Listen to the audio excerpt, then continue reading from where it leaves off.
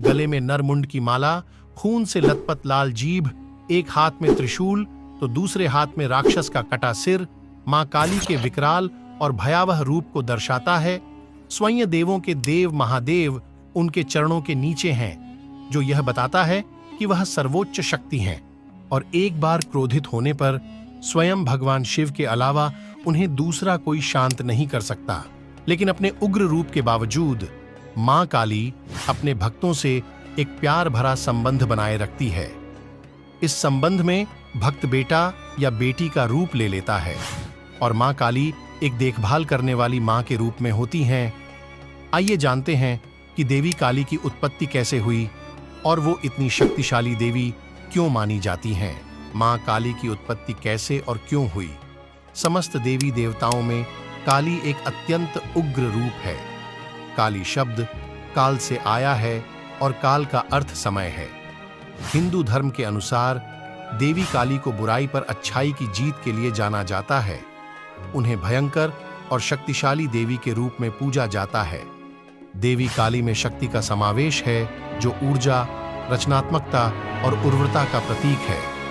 मान्यता है कि मां काली का जन्म धर्म की रक्षा हेतु पापियों और राक्षसों का नाश करने के लिए हुआ था।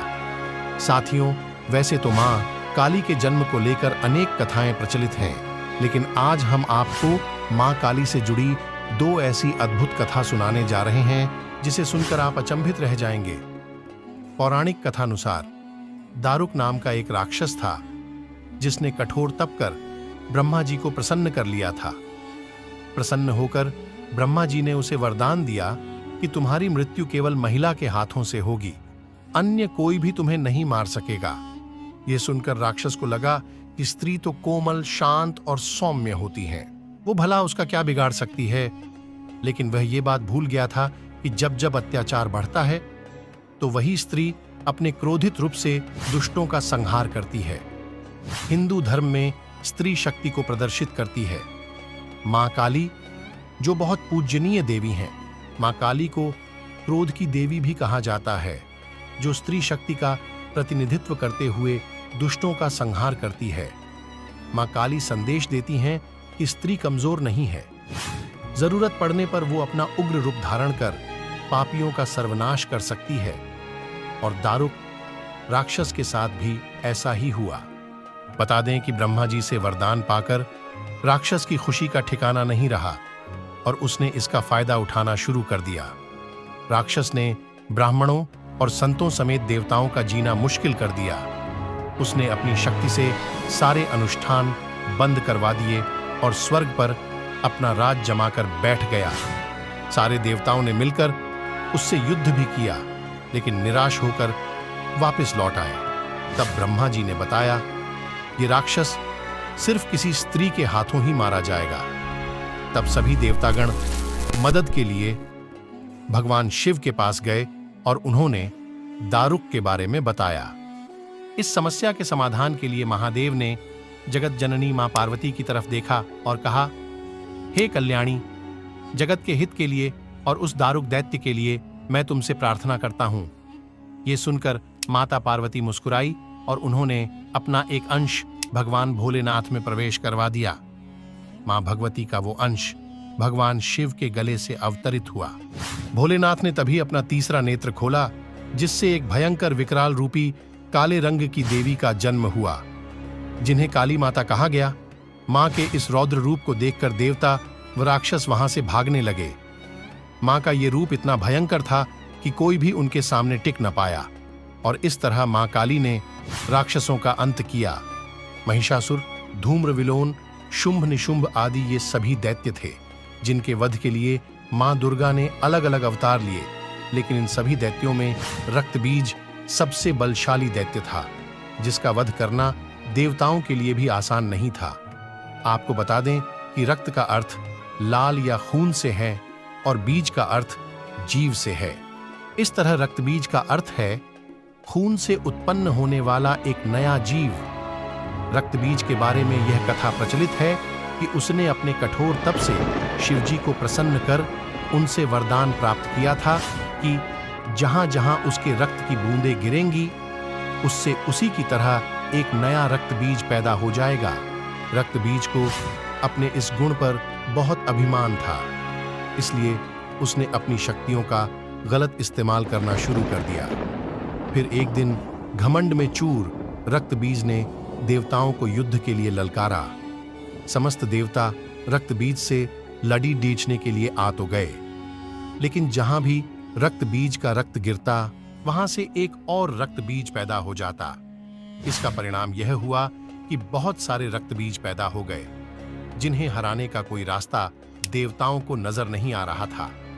तब घबराकर सभी देवता मां दुर्गा के पास पहुंचे और अपने प्राणों की भीख मांगने लगे। मां दुर्गा ने रक्त बीज के वध के लिए काली का रूप धारण कर लिया। जब महाकाली देवताओं की मदद के लिए युद्ध भूमि पहुंची तो उन्होंने वहां अपनी जीभ को लंबा कर लिया। अब जहां भी रक्त बीज का रक्त गिरता, मां काली उसे पी जाती। मां काली ने रक्त बीज के खून की एक भी बूंद को धरती पर नहीं गिरने दिया। इस तरह काली माता ने उसके शरीर का सारा रक्त पी लिया। इस तरह रक्त बीज का अंत तो हो गया, लेकिन रक्त बीज को समाप्त करते हुए मां इतनी क्रोधित हो गईं कि उनको शांत करना मुश्किल हो गया था। काली मां का यह रूप विनाशकारी हो सकता था, इसलिए सभी देवता एक बार फिर भगवान शिव के पास गए और उनसे निवेदन किया कि हे महादेव, आप ही मां का क्रोध शांत कर सकते हैं। लेकिन मां काली के क्रोध को शांत करना भगवान शिव के लिए भी आसान नहीं था। तब भगवान शिव काली मां के मार्ग में लेट गए।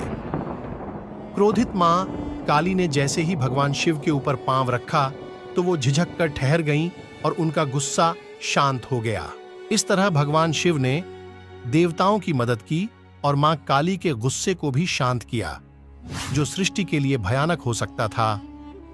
मां काली का स्वरूप कैसा है, आपने कई तस्वीरों में देखा होगा, जहां मां काली भगवान शिव की छाती पर एक पैर के साथ युद्ध के मैदान में खड़ी हैं। उनकी जीभ भगवान शिव की छाती पर पैर रखने के लिए अचरज में पड़ गई। उनका रंग काला व नीला है और उनके चेहरे के भाव क्रूर हैं। आपको बता दें कि मां काली का रूप सभी देवियों में से सबसे कट्टर माना जाता है। मां के 4 हाथ हैं, एक हाथ में तलवार और दूसरे हाथ में राक्षस का सिर है। यह सिर एक बहुत बड़े युद्ध का प्रतिनिधित्व है, जिसमें मां ने रक्त बीजा नाम के दानव का वध किया था। बाकी के 2 हाथ भक्तों को आशीर्वाद देने के लिए हैं। मां काली कहती हैं कि डरो मत, मैं हमेशा अपने भक्तों की रक्षा करूंगी। मां काली के पास कान की बाली के लिए 2 मृत सिर है और गले में 50 खोपड़ी का एक हार। साथ ही दानव के हाथों से बना एक वस्त्र है, जिसे मां ने धारण कर रखा है। उनकी जीभ उनके मुंह से बाहर रहती है और रक्त से सनी रहती है।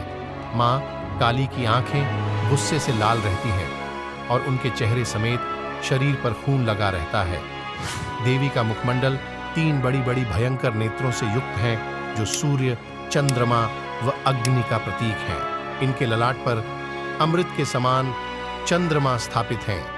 काले घनघोर बादलों के समान बिखरे केशों के कारण देवी अत्यंत भयंकर प्रतीत होती हैं। इस तरह देवी काली शक्ति का दिव्य रूप है। देवी काली को भयानक देवी माना जाता है, जो सर्वोच्च दैवीय शक्ति से अवतरित हुई है। काली मां हिंदू धर्म की एक प्रमुख देवी हैं। मां काली की महता भगवती दुर्गा की 10 महाविद्याओं में से एक है महाकाली। मां का यह रौद्र रूप जो नाश करने वाला है, यह रूप सिर्फ उनके लिए है जो दानवीय प्रकृति के हैं, जिनमें कोई दया भाव नहीं है। यह रूप बुराई से अच्छाई को जीत दिलवाने वाला है, अर्थात मां काली अच्छे मनुष्यों को शुभ फल देती हैं और बुरे लोगों को दंड देकर सच्चाई की जीत का प्रतिनिधित्व करती है। देवी काली अपनी मजबूत विशेषताओं को ध्यान में रखते हुए महिला गतिशीलता का प्रतीक है। इन्हें अक्सर इंसान के अहंकार को मारने वाली मां का स्वरूप समझा जाता है। देवी काली मृत्यु की भी देवी मानी जाती है। यह एकमात्र ऐसी शक्ति है जिनसे स्वयं काल भी भय खाता है। उनका क्रोध इतना विकराल रूप ले लेता है कि संपूर्ण संसार की शक्तियां मिलकर भी उनके गुस्से पर काबू नहीं पा सकती। केवल महादेव ही उन्हें शांत कर सकते हैं। शास्त्रों में वर्णित है कि कलयुग में हनुमान जी, काल भैरव और मां काली की शक्तियां जागृत रूप में अपने भक्तों का उद्धार करेंगी। मेरे प्रिय साथियों, यूं तो मां काली की पूजा समस्त भारतवर्ष में की जाती है, किंतु मां कालिका को खास तौर पर बंगाल और असम में पूजा जाता है। काली मां के नाम से कई प्राचीन मंदिर विख्यात है, जैसे उज्जैन का गढ़ कालिका मंदिर, कोलकाता का काली मंदिर, पावागढ़ शक्तिपीठ, दक्षिणेश्वर काली मंदिर आदि। यहाँ मां काली भक्तों को दर्शन देकर उनका कल्याण करती हैं। साथियों, आज के लिए केवल इतना ही। तब तक के लिए जय महाकाली।